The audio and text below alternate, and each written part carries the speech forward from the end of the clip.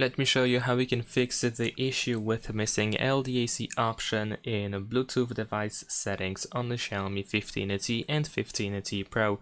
So if you go to the Bluetooth device settings and there is no LDAC option over here, the reason why you might not have it is due to, for example, a third-party app that you just downloaded for your Bluetooth device. In my case, I have downloaded this app for my earbuds, and the reason why I don't have LDAC option is because of sound quality settings.